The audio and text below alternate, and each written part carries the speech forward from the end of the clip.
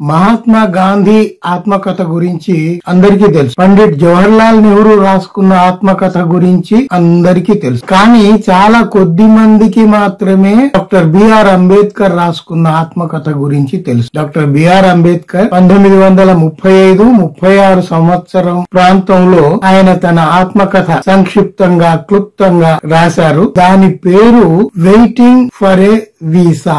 Waiting for a visa. Visa అంటే మనకు తెలుసు, ఒక దేశం నుండి ఇంకో దేశానికి వెళ్లాలంటే వీసా తీసుకోవటం అవసరము. మనం ఎక్కడికైతే వెళుతున్నామో ఆ దేశం వాళ్ళు మనకు అనుమతి పత్రం ఇవ్వాలి. మాకేం అభ్యంతరం లేదు, మీరు వచ్చేయండి మా దేశానికి అని ఇచ్చే అనుమతి పత్రాన్ని వీసా అంటాం, మనందరికి తెలుసు. అట్లాంటి వీసా ఇక్కడ అంబేద్కర్ ఈ దేశంలోనే మాకు అవసరమైంది అని స్పృశ్యుల తరఫున ఆయన ఆ పుస్తకం రాశారు. Waiting for a visa. బాల్యం నుండి చివరి వరకు ఆయన అస్పృశ్యత భయంకరమైన విన్యాసం ఎంతగా చూశాడో ఆయన విచలితుడైపోయి అసలు మేము పుట్టి పెరిగిన మా దేశంలోనే మాకు అనుమతి పత్రాలు కావాలి అన్న వేదన, తపన, బాధతో ఆయన ఆ పుస్తకం రాశారు. ఆ రోజుల్లో ఇప్పుడంటే పరిస్థితులు మారాయి గాని ఆ రోజుల్లో అస్పృశ్యులకు అంటే దళితులకు, మెహర్లకు ఎక్కడ పడితే అక్కడ మంచినీళ్లు తాగటానికి లేదు. ఎక్కడ పడితే అక్కడ బావిలో నుంచి గాని ట్యాంకులో నుంచి గాని నీళ్లు తీసి వాడుకోవటానికి లేదు. ప్రతి చోట అనుమతి పత్రం కావాలి. స్కూల్లో చేరాలన్నా అనుమతి పత్రం, హోటల్లో ఉండాలన్నా అనుమతి పత్రం, పత్రంలో ఉండాలన్నా, ఎక్కడికి పోవాలన్నా అనుమతి పత్రం కావాలి, వీసా కావాలి. ఇక్కడ వీసా అంటే ఒక దేశం నుండి ఒక దేశానికి పోవటానికి తీసుకునే అనుమతి పత్రం కాదు. ఈ మెహర్లకు, ఈ దళితులకు, ఇక్కడ పుట్టి ఇక్కడ పెట్టిన ఈ మూలవాసులకు అనుమతి పత్రం ఇక్కడే అవసరమవుతుంది అని ఆయన ఎంతో బాధాతప్త హృదయంతో రాసుకున్న చిరు పుస్తకం వెయిటింగ్ ఫర్ ఏ వీసా. అయితే అది 1990 వరకు వెలుగులోకి రాలేదు. 1990లో దాన్ని పబ్లిషర్స్ ప్రచురించారు. అప్పటి నుంచి అది చలామణిలో ఉంది. ఇప్పుడు కూడా ఆన్లైన్ లో దొరుకుతుంది, ప్రయత్నిస్తే చూడండి. పీపుల్స్ ఎడ్యుకేషన్ సొసైటీ అనే వారు ఆ వెయిటింగ్ ఫర్ ఏ వీసా అనే అంబేద్కర్ జీవిత కథను, ఆత్మకథను ప్రచురించింది. ఆ తర్వాత అది హిందీలోకి పోయింది, ఇతర భాషల్లోకి కూడా పోయింది. వాళ్ళు అనేక రకాలుగా దాన్ని అనువదించుకున్నారు. మాతృభూమి కోసం ప్రతీక్ష, వెయిటింగ్ ఫర్ ఏ వీసాను వాళ్ళు మాతృదేశం కోసం ప్రతీక్ష అని కొంతమంది చేశారు. వీసా కోసం ఎదురు చూపు అనే పేరుతో కొంతమంది చేశారు. ఆ రకంగా అనేక మంది అనేక రకాలుగా దాన్ని అనువాదం చేశారు. ఇక్కడ ఆయనే అస్పృశ్యత యొక్క ఎంత బాధాకరంగా ఉంటుంది, అందరిలాగా ఈ దేశంలో పుట్టి పెరిగినా కూడా ఇక్కడ ఈ మనుషులలో మేము మనుషులుగా లేమే అన్న బాధతో ఆయన ఆ పుస్తకం రాశాడు. ఉదాహరణలు కొన్ని చెప్పాడు. ఆయన బాల్యంలో నుంచి, యవ్వనంలో నుంచి కొన్ని ఉదాహరణలు, అనుభవాలు రాశాడు. ఆయన వయసు 10 ఏళ్లు ఉన్నప్పుడు వాళ్ళ నాన్నగారు కోరేగావ్ లో ఉండేవారు, మహారాష్ట్ర. ఆ కోరేగావ్ లో తండ్రి దగ్గరికి వెళ్ళటానికి ఇతని బంధువుల పిల్లలు ఒక 3-4 కలిసి ఆయనను చూడటానికి వెళ్లారు. అక్కడ రైలు దిగారు. కోరేగావ్ స్టేషన్ లో రైలు దిగి కొంత దూరం పోవాలి అంటే ఎడ్ల బండ్లు ఉంటాయి. అక్కడ ఎడ్ల ఒక బండి తీసుకొని పోవాలి. మీ పిల్లలు మెహర్లు అని అక్కడ స్టేషన్ మాస్టర్ తో మాట్లాడుతూ ఉండగా బండివాడికి తెలిసి బండి ఇవ్వని అన్నాడు. తర్వాత ఎంతో ప్రాధేయపడి ఈ చీకట్లో మేము చిన్నపిల్లలము వెళ్ళాలి అని ప్రాధేయపడితే అప్పుడు ఆ బండివాడి మనసు కరిగింది. సరే నేను బండి ఇస్తాను, మీరే నడపాలి, నేను అందులో కూర్చోను అని బండి పిల్లలకి ఇచ్చి వీళ్ళు వెళ్లినంత దూరం ఆ బండివాడు బండి వెంట నడుచుకుంటూ వెళ్ళాడు. అంటే ఎందుకు? అతను కూర్చుంటే అస్పృశ్యులు కూర్చున్న బండిలో తను కూడా కూర్చొని ఉంటే తను కూడా అస్పృశ్యుడైపోతాడని, తను అపవిత్రుడైపోతాడని, సమాజంలో ఉన్న ఆ బాధ ఏదైతే ఉందో, ఆ సమాజంలో ఉన్న మూఢనమ్మకం ఏదైతే ఉందో అది వంటబట్టి అతను అంత దూరం నడుచుకుంటూ వెళ్ళడానికి సిద్ధపడ్డాడు గాని కూర్చొని బండి నడిపి పిల్లల్ని వాళ్ళ గమ్యస్థానానికి చేర్చడానికి ఒప్పుకోలేదు. సరే, అదొక అనుభవం చెప్పాడు.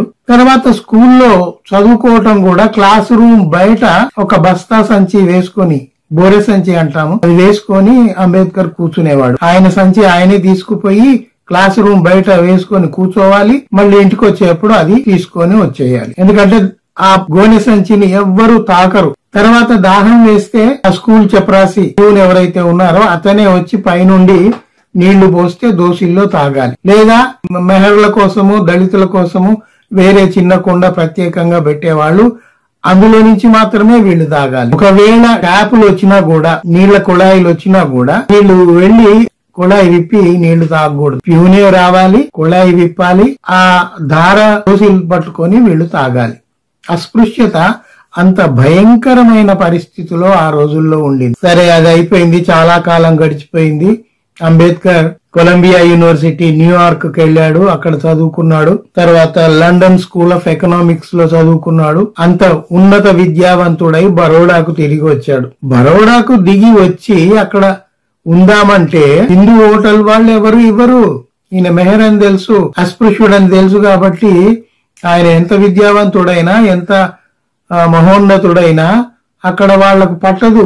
హిందూ హోటల్ ఏది ఇవ్వలేదు, ముస్లింలకు సంబంధించింది ఏది ఇవ్వలేదు. పార్సీ వాళ్ళ సత్రం ఒకటి ఉంటుంది, అక్కడ జాతి మతం చూడరు అని ఎవరో సలహా ఇస్తే అక్కడికి వెళ్ళాడు.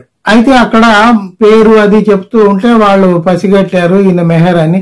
ఎట్లా అండి, మేము పార్సీలకు మాత్రమే ఇస్తాము, మీకు మేము ఇవ్వలేం కదా అని వాళ్ళు చెప్పారు. చెప్తే నాకు ఇంకో గత్యంతరం లేదు, నేను ఉండడానికి వేరే ప్లేస్ లేదు, అందువల్ల నా పేరే, మీ పార్సీ పేరు ఏదైనా రాసుకోండి, ఎవరైనా చూసినా కూడా ఆబ్జెక్షన్ రైజ్ చేయకుండా పార్సీ పేరు రాసుకొని నన్ను ఉండనివ్వండి అని బతిమలాడుకుంటే సరే ఆయన పేరు మార్చి రాసుకొని అంబేద్కర్ ను ఉండనిచ్చాడు. అయితే అది ఒక రోజులోనే అది ఎవరికో తెలిసింది ఆ విషయము. ఊళ్ళో వాళ్ళందరూ గుంపు గుంపుగా వచ్చి ఆ పార్సీ సత్రం మీదికి, నువ్వు ఒక అస్పృశ్యుణ్ణి ఎట్లా బస చేయనిస్తావు, తక్షణం ఖాళీ చేయించి పంపి అని అతని మీదకి దాడికి వచ్చారు. ఇక్కడ ఆయన చెప్పదలుచుకుంది ఏంటంటే, ఒక్క హిందువులే కాదు ముస్లింలలో కూడా ఈ జాతి వివక్ష ఉంది, అస్పృశ్యతా భావం వాళ్లకు ఉంది, క్రైస్తవులలో కూడా ఉంది. అందుకే ఈయనకు హిందువులే కాదు క్రైస్తవులు ముస్లింలు కూడా ఎవరు ఏ హోటలు సత్రము ఎక్కడ అకామిడేషన్ ఇవ్వలేదు. ఆ పార్సీ వాళ్ళు ఏదో దయదలిచి ఇస్తే అది బయటపడి నానా గొడవ అయింది. So waiting for a visa అంటే ఒక పౌరుడిగా ఈ దేశంలోకి ప్రవేశించటానికి నాకు వీసా అవసరం అవుతున్నది అని ప్రతి చోట ప్రతిసారి ఆయన ఆక్రోశిస్తూనే వచ్చాడు. అది మనం ఇక్కడ గమనించాల్సిన విషయం. మరో చోట మరొక సందర్భంలో చాలిస్గావ్, అదే మహారాష్ట్రలో మహర్వాడ ఏరియాలో చాలిస్గావ్ స్టేషన్ లో దిగుతాడు. అక్కడికి ఎందుకు వెళ్ళాడంటే ఈ మెహర్లందరూ కొంతమంది కలిసి ఈయన బాగా చదువుకున్నవాడు, ఈయనతో ఒక ఉపన్యాసం ఇప్పిద్దాము, మన వాళ్లను కొంచెము వివేకవంతుల్ని చేద్దామని ఈయనను తీసుకుపోవడానికి వచ్చారు. వచ్చి చాలిస్గావ్ స్టేషన్ లో ఒక టాంగా కూడా మాట్లాడి సిద్ధంగా పెట్టారు. కానీ అక్కడేమైంది, అక్కడ టాంగా వాడికి వీళ్ళు అస్పృశ్యులని తెలిసి, టాంగా నేను నడపను, కిరాయికైతే ఇస్తాను, మీరే నడుపుకొని వెళ్ళండి అని అతను దిగిపోయాడు.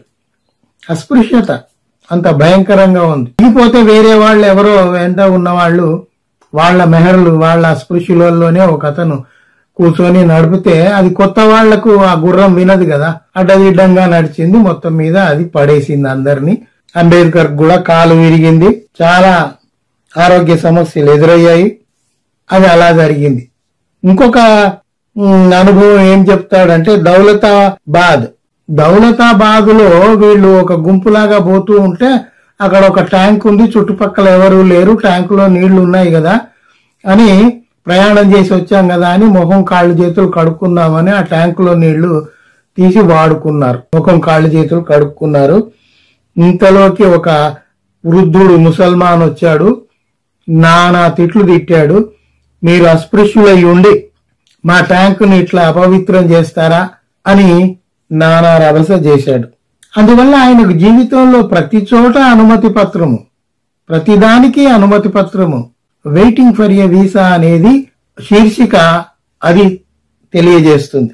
తర్వాత ఇంకొక అనుభవం ఏం రాశాడు, ఒక అస్పృశ్యురాలైన ఒక మహిళ ప్రసవం జరుగుతోంది, ఇష్టమైంది, ఆమెకు ఒక డాక్టర్ అవసరం ఉంది అని డాక్టర్ ను తీసుకొచ్చారు. అయితే మాలవాడలో ఉంది ఆమె. డాక్టర్ రానైతే వచ్చాడు కానీ నేను ఆ మాలవాడలోకి రాను, ఆ పేషెంట్ ని ఇక్కడికి తీసుకురండి అని ఆయనే మాలవాడకు బయట నుంచొని ఉంటే ఆ మంచంలో ఉన్న ఆ మహిళను తీసుకొని వచ్చారు. తీసుకొని వస్తే ముందు డాక్టర్ టెంపరేచర్ చూడాలి కదా. ఆ టెంపరేచర్ చూడటానికి పేషెంట్ దగ్గరికి డాక్టర్ వెళ్ళటం లేదు. వెళ్లకుండా థర్మామీటర్ తీసి పక్కనున్న ఒక ముసల్మాన్ కి ఇచ్చాడు టెంపరేచర్ చూడమని. ముసల్మాన్ ఏం చేశాడు, ఆ మహిళ యొక్క భర్తకి ఇచ్చాడు. ఆ భర్త భార్యకి ఇచ్చి నోట్లో పెట్టుకొని టెంపరేచర్ చూడమని ఇస్తే అప్పుడు ఆమె చూసింది. అంటే చూడండి, ఒక్క థర్మామీటర్ పెట్టి టెంపరేచర్ చూడటానికి ఆ థర్మామీటర్ ఇన్ని చేతులు మారాల్సి వచ్చింది. అయితే అది ఆ ట్రీట్మెంట్ సమయానికి అందాల్సిన ట్రీట్మెంట్ అందలేదు. ఆ మహిళ చనిపోతుంది. రకమైన సంఘటన జరుగుతుంది. ఆ మహిళ అక్కడ చనిపోతుంది. Waiting for a visa. మేము మా దేశంలో జీవించటానికే మాకు వీసాలు అవసరం అవుతున్నాయి. మా దేశంలో మేము జీవించాలంటేనే వీసాలు అవసరం అవుతున్నాయి అని బాధతో రాసిన అనుభవాలు చాలా ఉన్నాయి. ఇక్కడ నేను కొన్ని మాత్రమే మీకు ఉదాహరించి చెప్పాను. అలాగే ఇంకా కొన్ని ఉదాహరణలు కూడా చెప్పాడు. ఒక మనుష్యుడు ఉద్యోగంలో చేరితే అతడికి కూర్చోడానికి కుర్చీ ఇయ్యరు, రాసుకోవడానికి బల్ల ఇయ్యరు. అతను ఉద్యోగం ఎట్లా చేయాలి? నీళ్లు తాగుదామంటే నీళ్లు పోయరు. ఇన్ని నిబంధనల మధ్య అతను ఉద్యోగం చేయలేక ఉద్యోగం వదిలేసి వెళ్లిపోతాడు. Waiting for a visa Ambedkar జీవిత చరిత్ర చాలా చిన్న పుస్తకం. కానీ దళితుల బాధలు, పురుషుల బాధలు, పవిత్రమైపోవటం అంటే ఏమిటి అనే ఈ మూఢనమ్మకాల గురించి ఎంతో బాధతో రాసుకున్నాడు అంబేద్కర్. అయితే తన తొలి దశలో 35-36 ప్రాంతంలోనే రాశాడు. తర్వాత కాలంలో రాస్తే మరిన్ని విషయాలతో మరింక పెద్ద గ్రంథం రాసేవాడేమో. కానీ ఆయనకు అప్పటికి సమయం లేదు. ఆయన ఇతర విషయాల మీద దృష్టి పెట్టాల్సి వచ్చింది కదా. రాజ్యాంగం రాయటము, తర్వాత లా మినిస్టర్ గా ఆయన విధులు నిర్వహించటం వంటివి చేయటం వల్ల ఆయన అనుభవాలు అన్ని నమోదు కాలేదు. అయిన కొద్ది అనుభవాలే అయినా కూడా ప్రజలకు కనువిప్పు కలిగించే అనుభవాలు, ముఖ్యంగా అన్టచబిలిటీ, స్పృశ్యత యొక్క భయంకరమైన విన్యాసం ఎట్లా ఉంటుంది ఈ దేశంలో అనేది ఆయన వెయిటింగ్ ఫర్ ఎ వీసాలో రాశాడు. అయితే ఇప్పటికీ కొన్ని ప్రాంతాల్లో అది భయంకరంగా ఉంటూనే ఉంది. చాలా వరకు మారిపోయింది నిజమే. చాలా మార్పులు వచ్చాయి. కొంచెం విశాల దృక్పథంతో ఆలోచించటం జరుగుతోంది. అయినా కూడా ఇంకా మారుమూల గ్రామాల్లో, ఇంకా నగరాల్లో కూడా మెదడు మారని వారు, సంకుచిత మనస్కులు ఇంకా ఉన్నారు. వాటిని మనం పూర్తిగా మార్చుకోవాల్సిన అవసరం ఉంది. మానవ జాతి అంతా ఒక్కటి అని గట్టిగా చెప్పాల్సిన అవసరం ఉంది. అందుకని పుస్తకం గురించి 4 మాటలు చెప్పుదాం అనిపించి అంబేద్కర్ ఆత్మకథ వెయిటింగ్ ఫర్ ఏ వీసా గురించి చెప్పాను. మీరు కూడా చూడండి, చదవండి. అందులోని విషయాలలో నుంచి మీరు గ్రహించగలిగే విషయాలు మీరు గ్రహించండి.